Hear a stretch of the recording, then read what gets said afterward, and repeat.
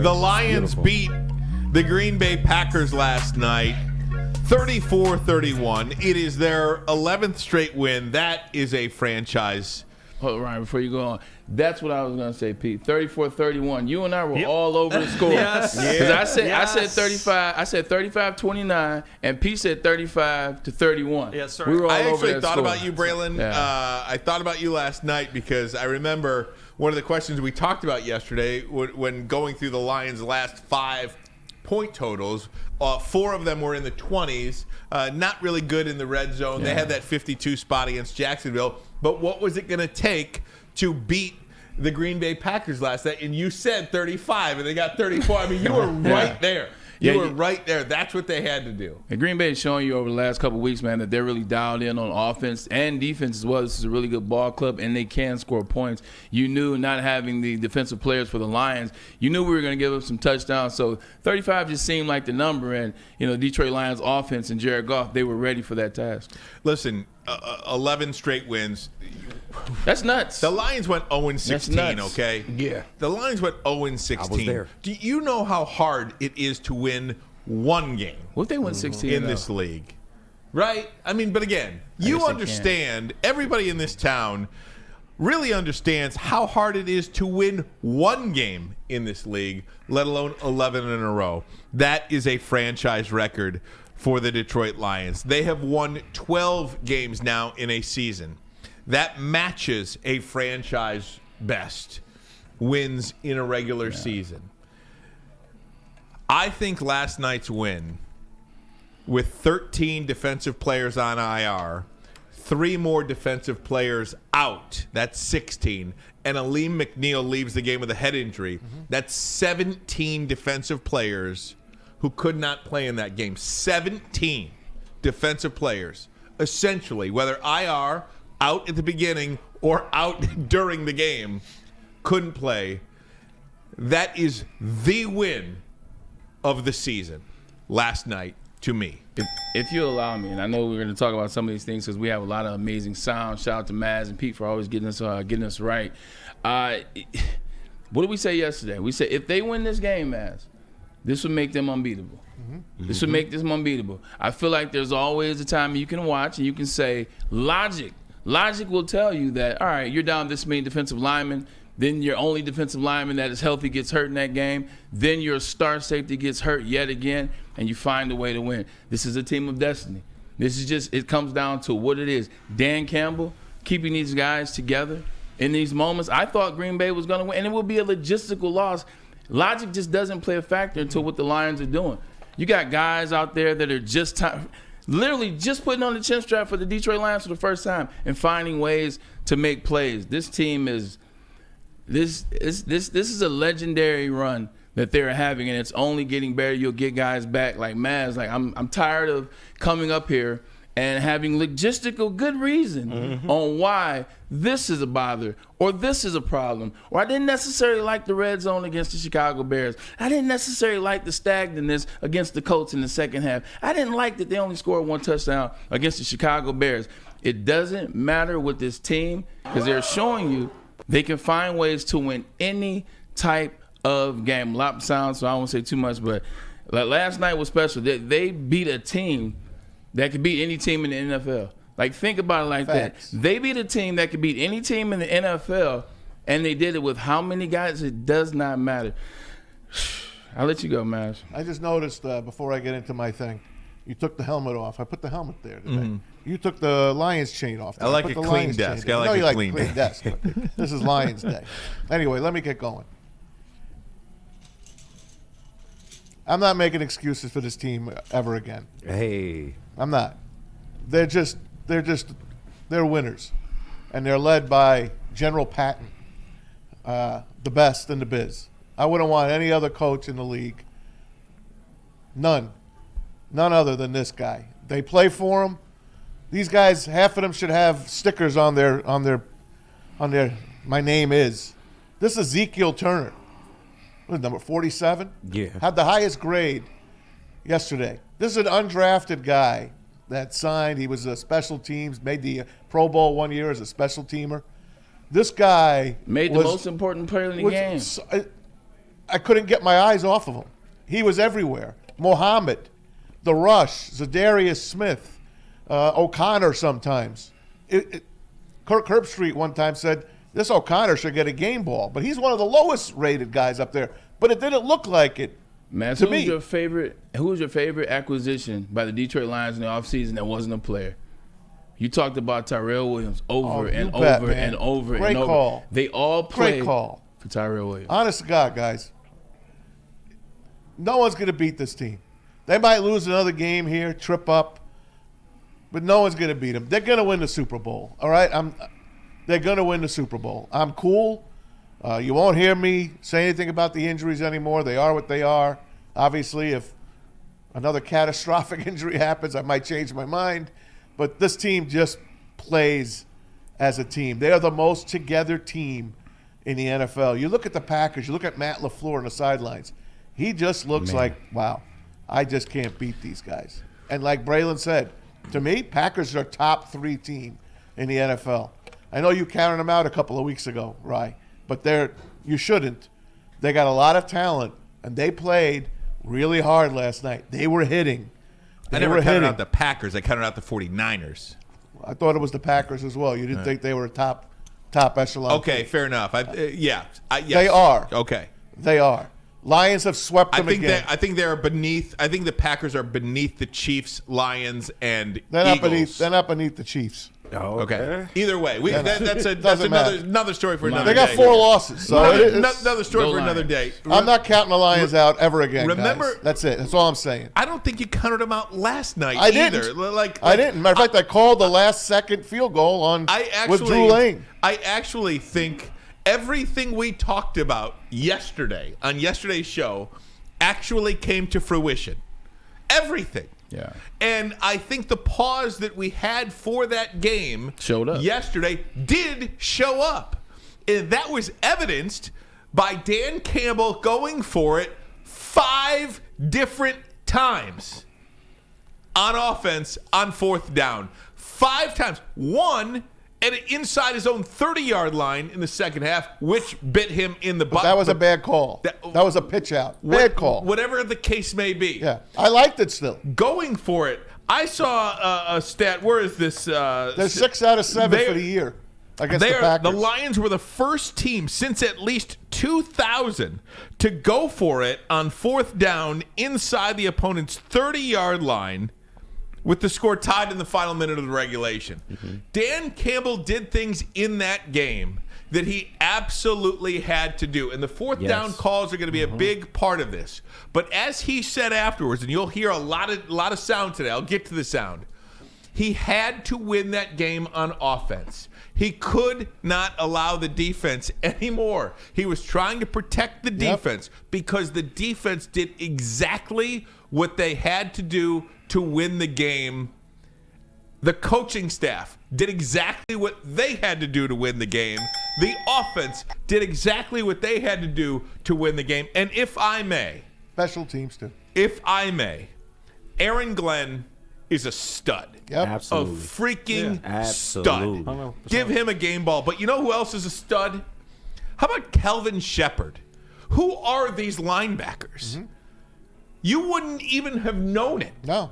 I think, Aaron Glenn and Ben Johnson and Dan Campbell get all the credit, but this was an organizational win. This was a coaching staff win. You mentioned Tyrell Williams. I'll mention Kelvin Shepard. Yep. And I'll also mention Hank Fraley. There you go. Hank.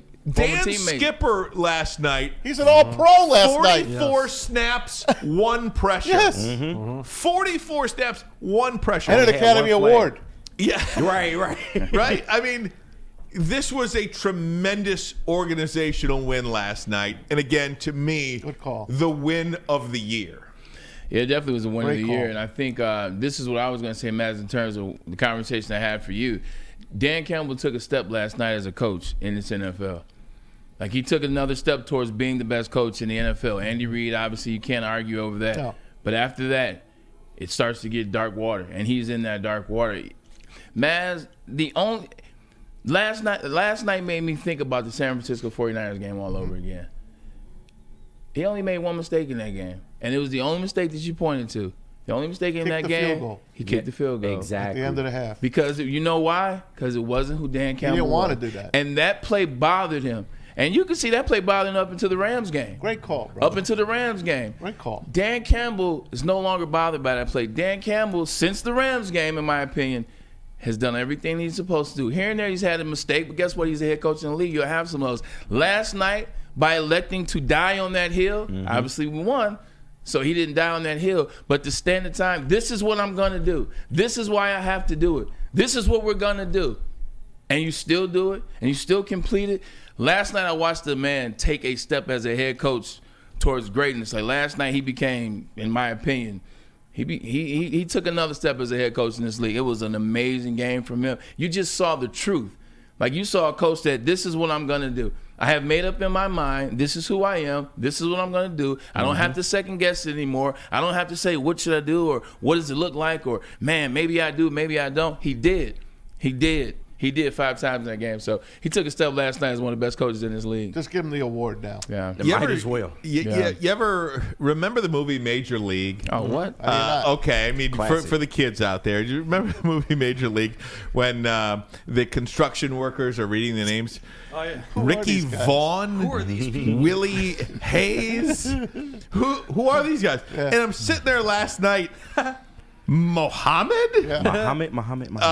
O'Connor? Yeah. And I know Quan Alexander, but like to see Alexander 10, I mean, I was like, was that Maurice Alexander for a second? Right. I mean, Mitchell Aguide? Yeah. I don't even know if I'm saying that name. Mitchell Undrafted. Friedman? Yeah. If you're It's like Mitchell Aguide? If you're a numbers guy, this for all the numbers guys out there, Muhammad played 33 snaps last night. Zadarius Smith played 28. It tells you how they feel about this Muhammad guy. And it goes back to Brad Holmes. Look, this moment is about the Lions and the players, but just a quick note. They bring players in that fit the identity. David Long. This is the ultimate. Ezekiel Turner? I'm just naming guys. 100%. And all of them look like Lions players. All of them did what they were supposed to. You started all 40 guys you brought in on the first play of the game. And again, that's the thing. Okay, like Quan Alexander, Pro Bowler in this league, right? Right. So He there's just some- got there. But that's the point. That's the point, and that's Yeah. one of the reasons why I give the credit to these coaches so much. Because Braylon, you played in this league. I did not, but I can imagine how hard it is to come in from completely different organization, walk into a locker room, walk onto the field, and be a guy out there on game night on a Thursday of all games, not even a Sunday game, so you don't even get that extra time with your club. When you're implementing one player, so when I went to New York Jets from the Browns, literally got there that week, Monday Night Football, you're implementing one player to a system. Just one player, you got to rethink the offense. All right, cool, I'm bringing this Z receiver in. Well, Brad Smith usually plays that. Now we have to rotate Brad to this. Well, in this series, in this scheme. So just one player can make an offense or make a system or a game plan that much more difficult to kind of rotate players around, if you will. 6, 7 guys? 4 guys starting, like it's unheard of what they did last night, and to be honest, Jordan Love and the Green, they looked uncomfortable. Like I know they scored 31. Like I know what my eyes saw with the score, but I know what my eyes saw with the game. They didn't look like. Am I safe in my assessment that Matt LaFleur is the NFL's Ryan Day? No. Well, he's a really great coach, man. He's a really great coach. Detroit. Well, I mean, in Detroit now is becoming that. They've won 6 straight games in the division. They have owned the NFC North a little bit. This is a good football team. Absolutely, but it's not us though. No, they're not. They are not. It's a clear difference, and you saw it last night. I believe so. Now, they're snake bit against them. This is another topic for another time. I don't know if. When you look ahead at the playoffs, I mean, you're going to see either Minnesota or Green Bay. I told you we're going to play the Packers in the divisional round. You may. So just be ready. But again, let's take you inside the locker room last night. How about Dan Campbell? Look at how fired up this guy is. Look at his neck just popping out. Look at Skipper, too.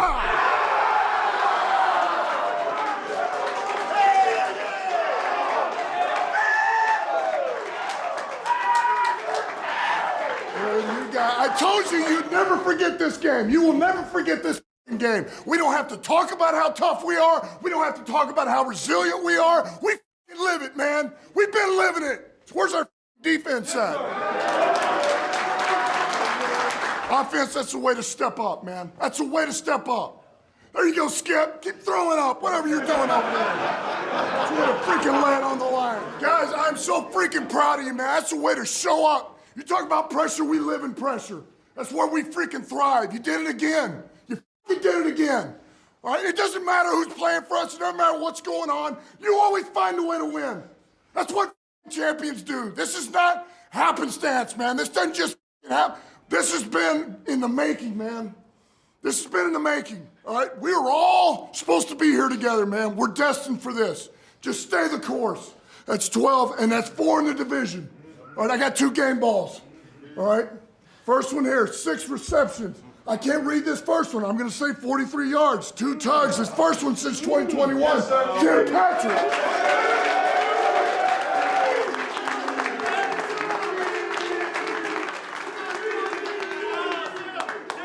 Thank you guys, man. Thank you for embracing me. It's been a hell of a ride the past 2 years, and I wouldn't want to go on this ride with anybody else but y'all. Appreciate y'all boys. All the stats you need is he won the freaking game again. Jake Payne. Hey,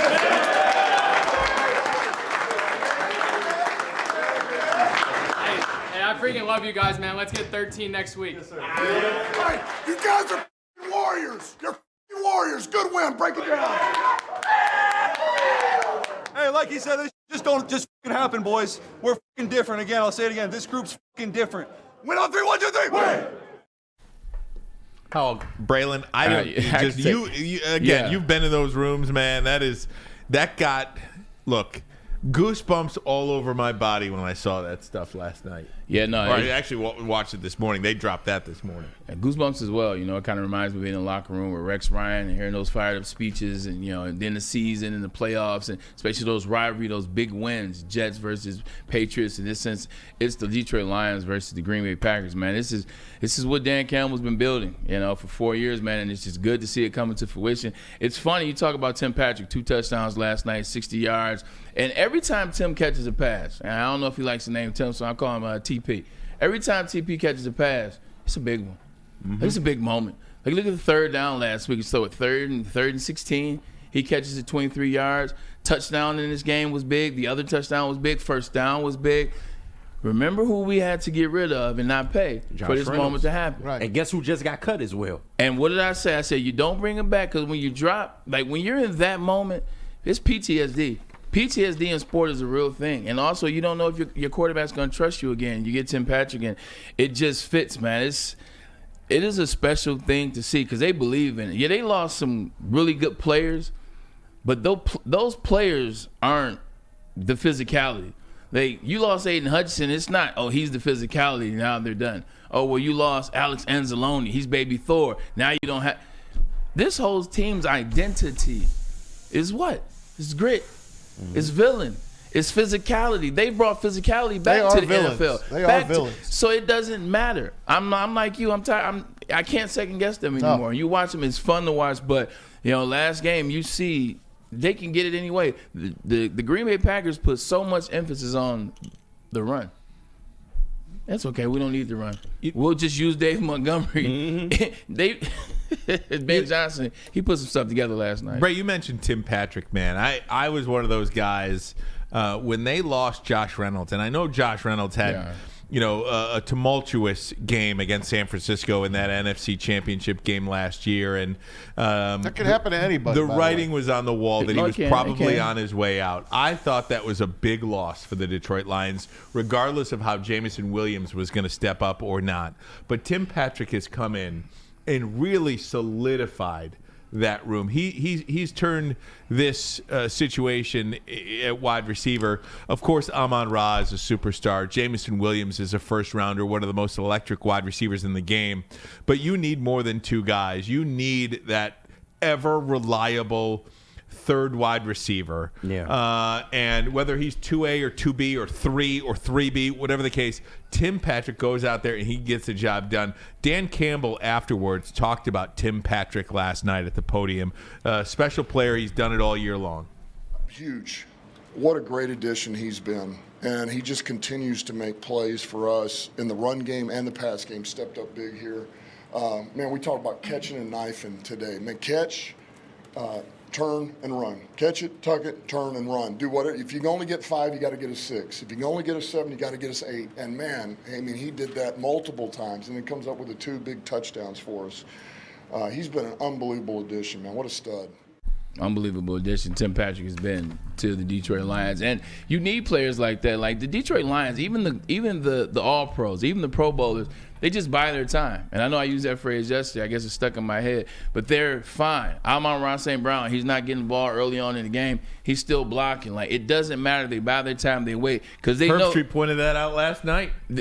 You gotta love NFL wide receivers that block. It makes things so much easier. Even J-Mo with his skinny self, he's out there throwing blocks, always going out of bounds. So when you got guys like that that just don't care, the end game is winning. This is what you see. And no one in that locker room cares anything about personal stats, and it's great to have. We care way more about it than they do.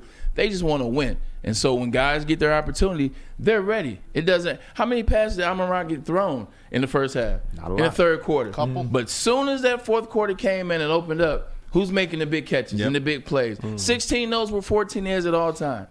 Man, these guys they're a team. You can't say it enough. The Detroit Lions are the best team in the NFL. Hey, the Lions let 2 guys go that we thought were cogs here.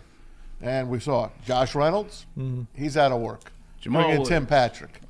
Jamal Williams, he's out of work, basically. Gets the ball once a week. David Montgomery comes in. And then they let Jonah Jackson walk. Jonah Jackson lost his gig in L.A. already. And who'd they bring in? Kevin Zeitler, who's right now one of the best offensive linemen in the league. It's graded every week. He is a monster. He is up there in age, and he's still – they just pick the best fruit off the vine, if I might use. That's what they do. Man, I went to Jesu Academy, which is on 6 Mile, Illinois. When I went there, Aaliyah, rest in peace, Aaliyah went there. She had a wonderful song, Age Ain't Nothing But a Number. Zeitler's doing his thing on the field. It doesn't matter about what age he is. He feels good. He's healthy. He's doing his thing. And when you win, man, yeah, the little aches and bruises that you have, they don't tend to hurt. They don't tend to hurt as much. Amazing. Richard Moore says it's incredible how many mentalists out there think Goff was taking a knee.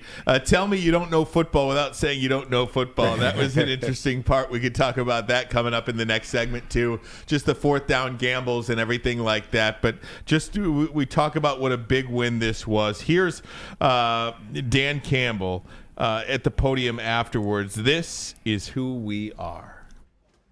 Our guys knew where we were at. We don't need to talk about being tough. We don't need to talk about being resilient. We live it, and it's what we are. And, man, we just proved it again. Proud of our guys. That's personal. That's the Green Bay Packers. That's them wolfing all week. Yep. That's their inner rival. That's the look. Who did Dan play for amongst other teams? The Detroit Lions. He knows about this rivalry. That's the Green Bay Packers chipping all week. Our quarterback was just coming back. Oh, it was raining. Oh, we had this guy out or that guy out. Yeah, they like to talk about being tough. We're ready to play them. Shout out to Tucker. He still scored a touchdown, but Kraft, he scored a touchdown, but they still weren't as physical as the Lions. Played a hell of a game.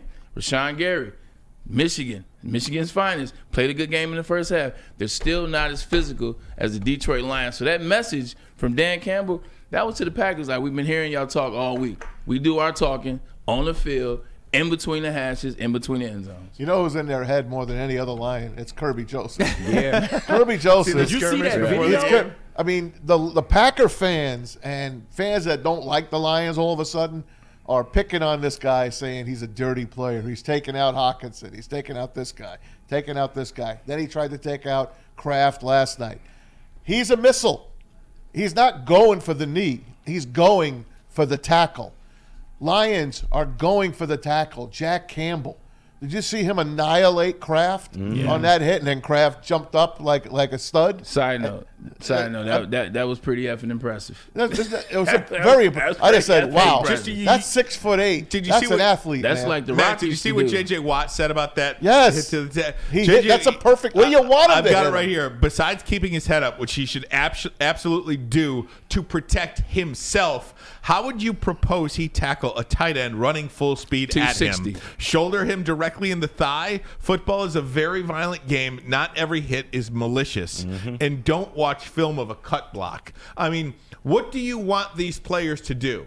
For his own safety, he should have kept his helmet up, but that's it. The problem is this era of players has grown up in this era where it's so much protection around the offensive players that you're not seeing it through the, like, when I played, like, we saw it as what it was. Like, if the ref would call a player did something, we left it on to the ref. Like, other than that, they didn't call it. It's go time. It's football. This is what it is. I'm not thinking somebody's trying to maliciously, like, hurt me, if you will. These players, because the fans tell them it was a bad hit, or you shouldn't tackle like that, and the media, and now this is what they know. This is what they think. So now they're going to complain and cry like babies. It's because the refs are telling them this is what it is. The NFL is giving them this special space. Yeah. Fans are screaming, man, oh my gosh, a dirty hit. So now players, they grow up in that. So now they always think it's a dirty hit when it's not. But in reality, all this whining and crying from coaches, and you saw Matt LaFleur like imploring the referees to throw flags on this. What this is going to happen is the flags are going to start to come for Kirby Joseph. They already come for Terry and Arnold. They already come for Branch. I mean, did they overdo it against the Packers when they threw them out of the game? Yeah. The Lions are getting looked at. And it's because they're so damn good Was LaFleur at what doing they too do. Much? Pardon? Was LaFleur doing too much in the beginning of the game? Mm-hmm. When he and that player got into it? He was whining. Not the player, yeah, the fan. I got that separate. That's another separate story. Yeah. That's another separate be on story. The heavyweights, by the way. Lions and the Lion fans. Oh, the fan was? Yeah. They are in their head. We'll get into that. I do want to play one more piece of sound for you before we take a break. And this is, I'd mentioned that I think this is the biggest win of the year for the Detroit Lions. Here's Dan Campbell afterwards talking about how they're going to remember this one for a long, long time. They're going to remember it. You said no excuses. How do you describe this one in This is sweet. season? I told the team this will be one of those you never forget. I was telling Goff pregame. I said, man, you played all these games. You had this long career. And I'm sure there's some he's probably, you don't remember everything when you've played as long as he. But I said, you will never forget this one.